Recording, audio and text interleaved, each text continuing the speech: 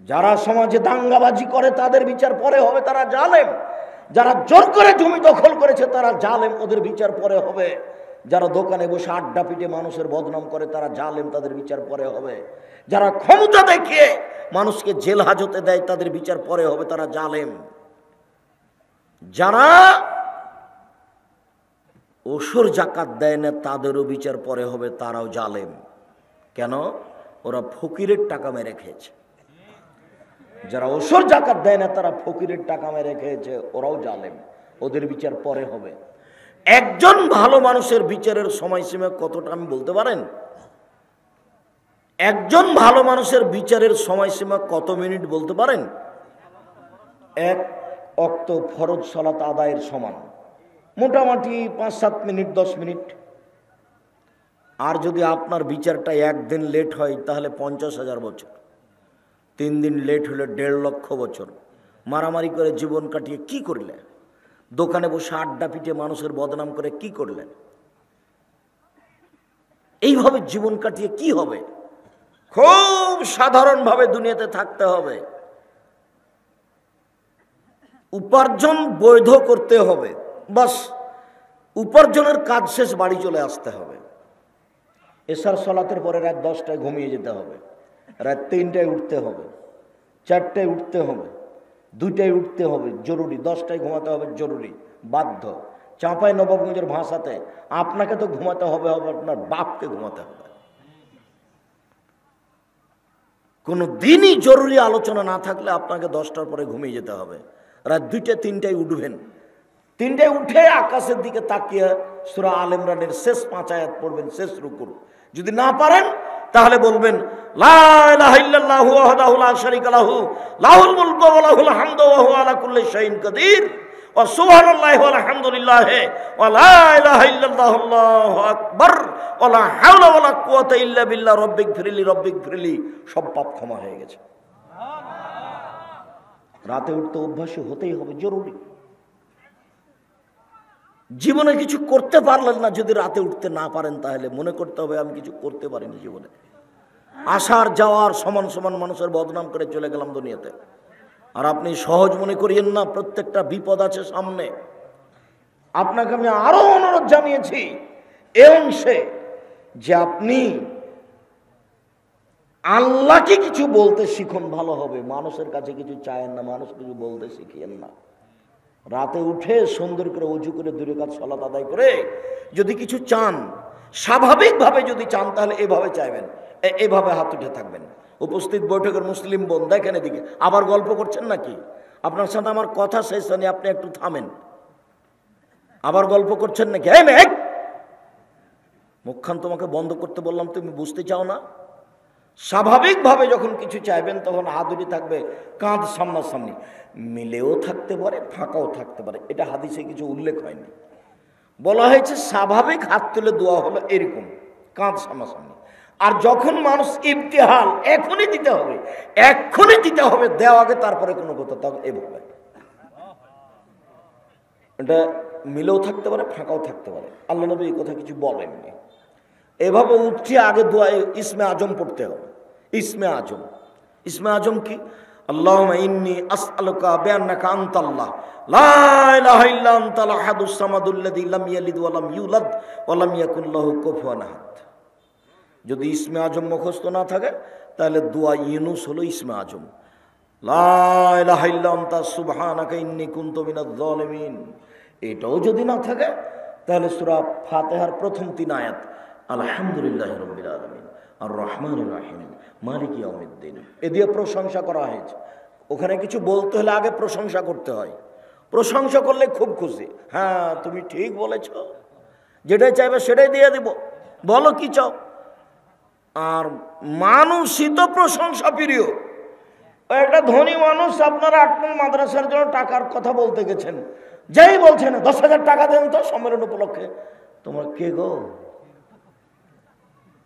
যা ওইদিকে যা বসো। জি আসসালামু আলাইকুম, আপনার কথা তো আমরা খুব শুনি, আপনি তো খুব প্রশংসনীয় মানুষ, আপনাকে সবাই ভালোবাসে। আমরা একটা বড় কাজ নিয়ে এসেছি, আপনার তো মহৎ উদ্দেশ্য, আপনার অনেক প্রশংসা শুনি, আমাদের একটু 10,000 টাকা দেওয়ার ব্যবস্থা করবেন। ও আচ্ছা ঠিক আছে, তাহলে আর একবার দেখা করো দেখি, একটা কিছু বলবে। মানে ও প্রশংসা প্রিয় মানুষই, আর ও তো বলছে যে আমি প্রশংসা করলে খুব খুশি হই, তা আলহামদুলিল্লাহ। ওই জন্য আল্লাহ নবী বলছেন আফজালুদ দুআ আলহামদুলিল্লাহ, সবচেয়ে উত্তম দোয়া হলো আলহামদুলিল্লাহ, প্রশংসা আছে যে, সেই জন্য খুব। আর সূরা ইখলাস পড়লে তিনবার পড়লে একবার কোরআন মাজিদ পড়ার সমান হয়। কেন? সূরা ইখলাস খুব দামি, শুধু তার গুণ বর্ণনা করা হয়েছে, ওতে তিনি খুশি। সূরা ইখলাস মানে পড়লেন আপনি, মানে উনি খুব খুশি হয়ে গেছে। হ্যাঁ ঠিক বলেছো তুমি, আমি কাউকে জন্ম দিই না, আমি কারো থেকে জন্ম নিই না, আমি হচ্ছে নিরপেক্ষ মুখাপেক্ষীহীন, আমাকে কেউ পারে না। আপনি যখন এরকম ভাবে বললেন তখন উনি বলছেন হ্যাঁ ঠিক আছে ঠিক আছে ঠিক আছে, তিনবার পড়ে একবার কোরআন মাজিদ পড়ার নেকি দিয়ে দেবো, তিনবার পড়ে একবার কোরআন মাজিদ পড়ার নেকি দিয়ে দেবো। আয়াতুল কুরসি পড়েন অনেক, আয়াতুল কুরসিতে কেন? আয়াতুল কুরসিতে এরকমই প্রশংসা আছে, তার উনি প্রশংসায় খুব খুশি। এই জন্য সুবহানাল্লাহি ওয়া বিহামদিহি সুবহানাল্লাহিল আযীম, এটা হলো সবচেয়ে ভারী নেকি দাঁড়ি পাল্লায়, এতে আল্লাহর প্রশংসা আছে। এই জন্য তাই আল্লাহ রাসূল বলছেন আফজালুদ দুআ আলহামদুলিল্লাহ, সবচেয়ে উত্তম দোয়া হচ্ছে আলহামদুলিল্লাহ। তো এখন আপনি ইসমে আজম পড়েন, যদি ইসমে আজম না পারেন তাহলে দোয়া ইউনুস পড়েন, দোয়া ইউনুস যদি না পারেন তাহলে প্রশংসার জন্য সূরা ফাতিহার প্রথম 3 আয়াত পড়েন। এরপরে দুরুদে ইব্রাহিম, দুরুদে ইব্রাহিম লাগবে কিন্তু, আল্লাহুম্মা সাল্লাল্লাহু ওয়া বারিক আলা।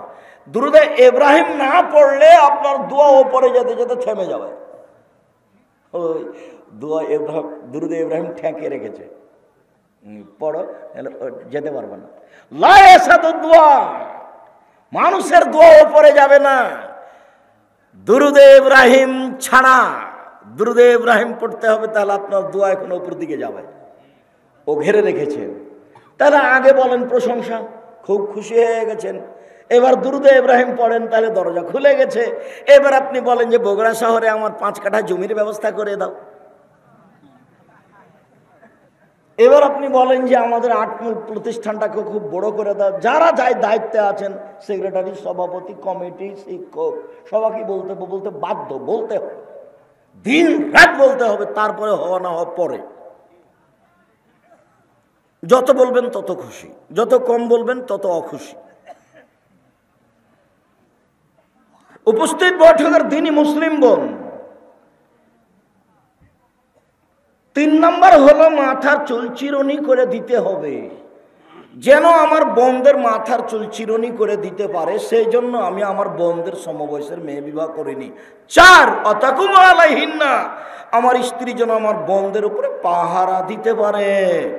আমার স্ত্রী আমার বোনদের জন্য পাহারাদার, তোমার মা তোমাদের জন্য পাহারাদার। বলো কি পাহারা দিয়েছে বলো দেখি। তোমার মার জন্য 4টে জরুরি: 1 শিষ্টাচার, 2 বিদ্যা, 3 চিরুনি, 4 পাহারাদার। তোমার মা এই পরিবারে পাহারাদার। এনারা 8 মাদ্রাসা চালায়, একটা পাহারাদার রেখেছে। সকালে এসে হুমায়ুন দেখলো যে 2 ঘন্টা ঘুমিয়েছিল, তো হুমায়ুন তাকে বলছে হবে না বাবা তুমি যাও, পাহারা তুমি দিতে এসে ঘুমিয়ে আছে, হবে না বাবা তুমি যাও। তো এখন তোমার মাও পাহারাদার ঘুমিয়েছিল, কিছুই বললো না তোমরাকে। এখন তোমার বাপের উচিত তোমার মাকে বলা যে তুমি যাও হয়েছে। এটাই করতে হবে, আমি করতে আদেশ করিনি, পরামর্শ দিলাম। জরুরি 1 শিষ্টাচার শিখাতে হবে তোমার মাকে তোমাকে, 2 বিদ্যা তোমার মাই শিখে দেবে, 3 চিরুনি করে দেবে, তোমাদেরকে পরিপাটি করে রাখবে, সাজগোজ করে রাখবে, 4 তোমাদের উপরে পাহারা দিবে। বলো কোন পাহারা? বলো তোমার বোন এখানে দাঁড়িয়ে আছে এখন শীতের দিনে, আমার বোন দাঁড়িয়েছে, আমার মাই বগুড়া বাজার যায়, তোমার বাপ কাপুরুষের জন্য যায়, তোমার বাপের জন্য 5টা জরুরি জিনিস ছিল।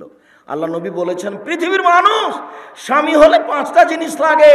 রাসূল সাল্লাল্লাহু আলাইহি ওয়াসাল্লাম বলছেন ইয়া মাশারাস শাবাব মান ইসতাতা মিনকুম বাত ফালিয়াতাজাওয়াজ, পৃথিবীর পুরুষ যারা বিবাহ করতে চাও, ক্ষমতা থাকলে বিবাহ করবা, বিবাহ করলে ক্ষমতা লাগে। ফাইলামেস্তাতে যদি ক্ষমতা না থাকে তাহলে ভীষণ তাকে রোজা রাখতে হবে। রোজা থেকে থেকে থেকে যৌবনকে একবারে মিটিয়ে ধূলিসাৎ করে দাও মাটির সাথে। বিবাহ করিও না, ক্ষমতা না থাকলে বিবাহ করিও না, ক্ষমতা না থাকলে বিবাহ করিও না, নইলে ছেলে মেয়ে খারাপ হয়ে যাবে, সবাই বউ খারাপ হয়ে যাবে। শুনুন, 5টা জিনিস লাগে। 1, যে মানের খাচ্ছেন বউকে সে মানের খাওয়াবেন। 2, যে মানের পড়ছেন সে মানের পড়াবেন। 3, অলা তুকাব্বে, কটু কথা বলবেন না, গালি দিবেন না, মারবেন না, ঠোঁট মোটা বলবেন না, রং কালো বলবেন না। 4, মুখের উপরে মারবেন না। 5, অলা তাতর খাইল্লা ফিল বাইতে, আপনি আপনার স্ত্রীকে আপনার বাড়ি ছাড়া কোথাও যেতে দিবেন না।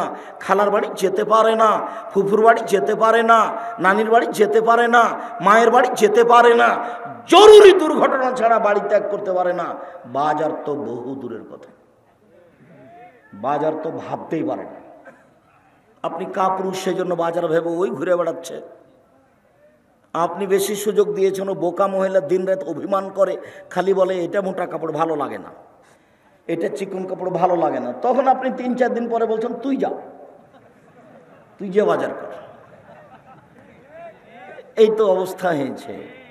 তখন শয়তান সুযোগ পেয়ে কয়দিন পরে বলছে যে সংসার হবে না, তালাক, তুই যা, 1 তালাক 2 তালাক 3 তালাক, তোকে তালাক দিলাম, 1 বৈঠকে 3 তালাক, তুই এখন চলে যা।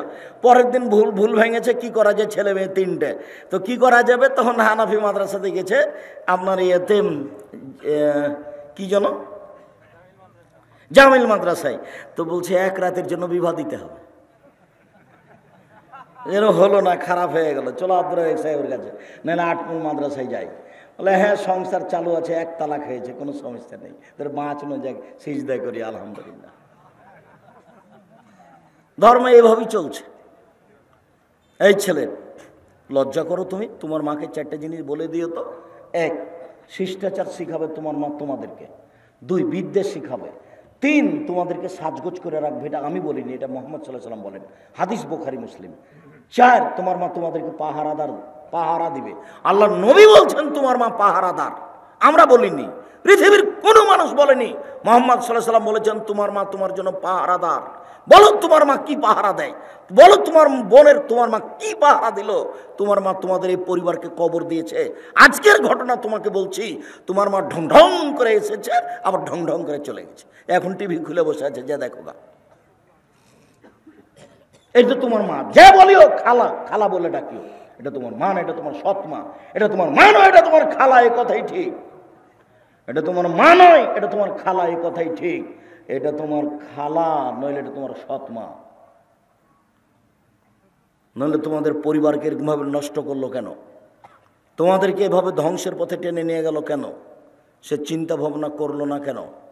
শোনো, উপস্থিত বৈঠকের দিনই মুসলিম ভাই বোন শোনেন, ইহুদি খ্রিস্টান, 1 মিনিট, ইহুদি খ্রিস্টান যতবার সূরা ফাতিহা পড়েন শেষে গিয়ে বলেন গায়রিল মাগযুবি আলাইহিম ওয়ালাদ-দাল্লিন। আল্লাহ, ওরা ইহুদি অভিশপ্ত, ওদের পথ দেখায়ও না। ওরা ইহুদি, ওরা অভিশপ্ত, ওদের পথ দেখায়ও না। দাল্লিন, ওরা ভ্রান্ত খ্রিস্টান, ওরা পথহারা, ওদের পথ দেখায়ও না। ওরা খ্রিস্টান, ওদের পথ দেখায়ও না। এই কথা বলো দিন রাত 24 ঘন্টা। আবার আর একটা বলছি, শোনো, উপস্থিত বৈঠকের দিনই মুসলিম ভাই বোন একটু খেয়াল করেন। এই ছেলেরা, এদিকে লক্ষ্য করো, ওর গায়ে হাত দিয়ে বসে আছো নাকি? এদিকে খেয়াল করো, একটা কথা যেন 19-20 না হয়। এদিকে দেখো, আল্লাহর নবী মক্কা থেকে মদিনায় আসলেন। মদিনায় এসে দেখলেন যে মদিনার লোকেরা মহরমের 10 তারিখ রোজা আছে। মদিনায় এসে দেখলেন যে মদিনার লোকেরা মহরমের 10 তারিখে সিয়াম থাকছে।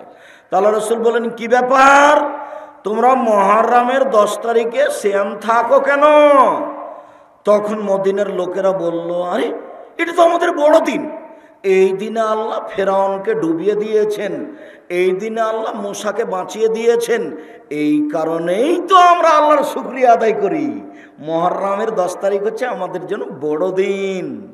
মুহররমের 10 তারিখে আল্লাহ ফেরাউনকে ডুবিয়ে দিয়েছেন, মুহররমের 10 তারিখে আল্লাহ মূসাকে বাঁচিয়ে দিয়েছেন, তাই আমরা শুকরিয়া আদায় করি।